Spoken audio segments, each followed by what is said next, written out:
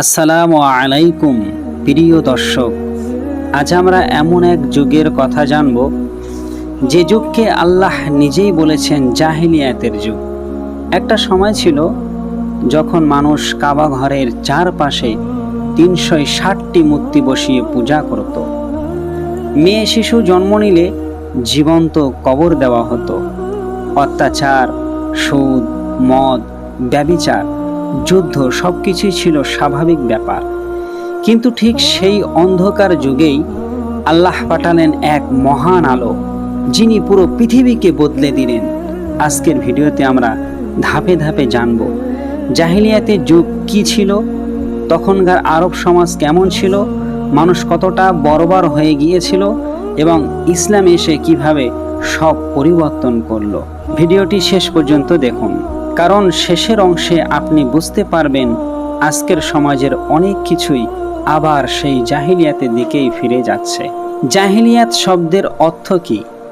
জাহিলিয়াত শব্দটি এসেছে জাহল থেকে, অর্থাৎ অজ্ঞতা, মূর্খতা, সত্য থেকে দূরে থাকা। ইসলাম আসার আগে আরব সমাজ ছিল অন্ধকারে নিমজ্জিত। তাদের কাছে কোনো সঠিক দিক নির্দেশনা ছিল না, না ছিল আল্লাহর আইন, না ছিল মানবতা। শক্তিশালী ব্যক্তি দুর্বলকে পিষে খেত, ধনী গরিবকে মানুষ মনে করত না।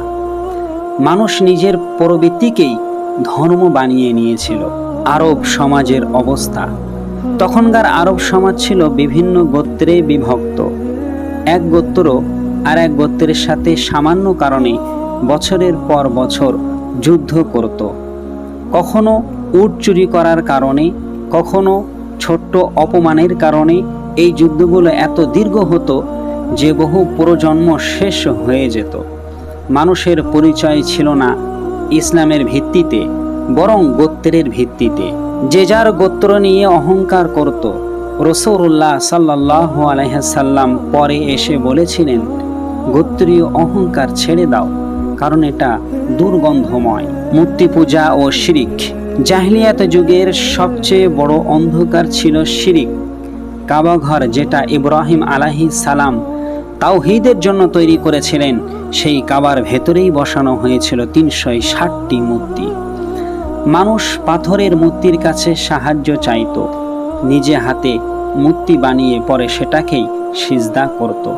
কেউ লাত পূজা করত, কেউ উজ্জাকে পূজা করত, কেউ মানাতকে পূজা করত।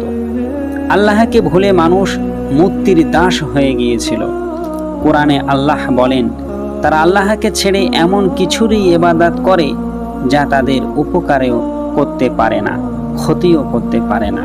নারীদের অবস্থা। জাহিলিয়াত যুগে নারীদের কোনো সম্মান ছিল না। মেয়ে শিশু জন্ম নিলে অনেকে লজ্জায় মুখ লুকাতো, এমনকি জীবন্ত কবর দিয়ে দিত। ভাবুন, একটা নিষ্পাপ শিশু যে ঠিকমতো পৃথিবীটাও দেখেনি, তাকে বালুর নিচে চাপা দিয়ে হত্যা করা হতো।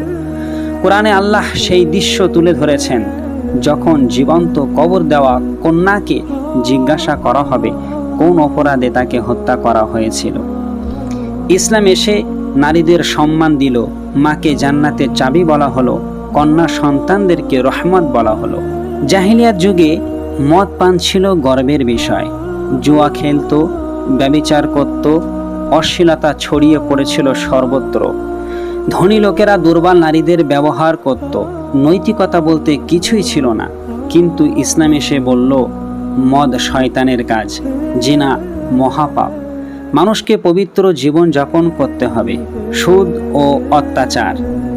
সুদ ছিল সমাজের বড় অভিশাপ।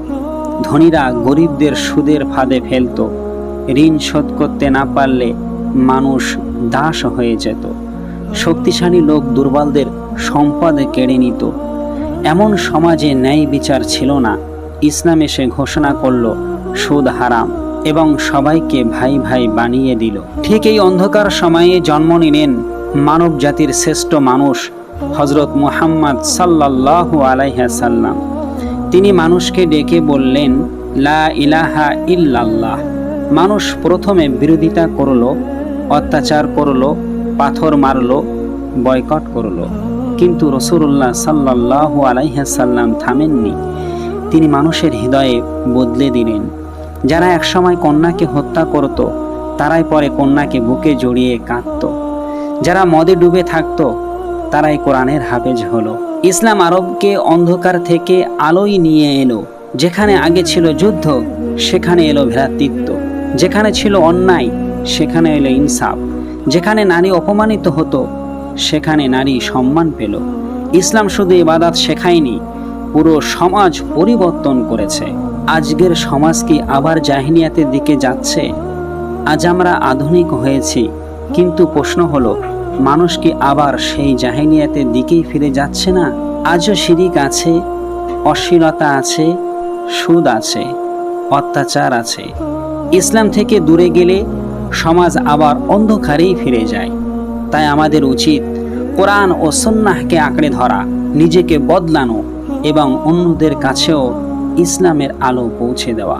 শেষে একটাই কথা বলবো, ভিডিওটি যদি ভালো লাগে তাহলে লাইক করবেন, শেয়ার করবেন এবং ইসলামিক এমন ভিডিও পেতে চ্যানেলটি সাবস্ক্রাইব করে পাশে থাকা বেল আইকনটি অন করে দিন। আল্লাহ আমাদের সবাইকে জাহিলিয়াতের অন্ধকার থেকে বাঁচিয়ে ইসলামের আলোয় জীবন পরিচালনা করার তৌফিক দান করুক। আমিন। আসসালামু আলাইকুম ওয়া রাহমাতুল্লাহি ওয়া বারাকাতুহু।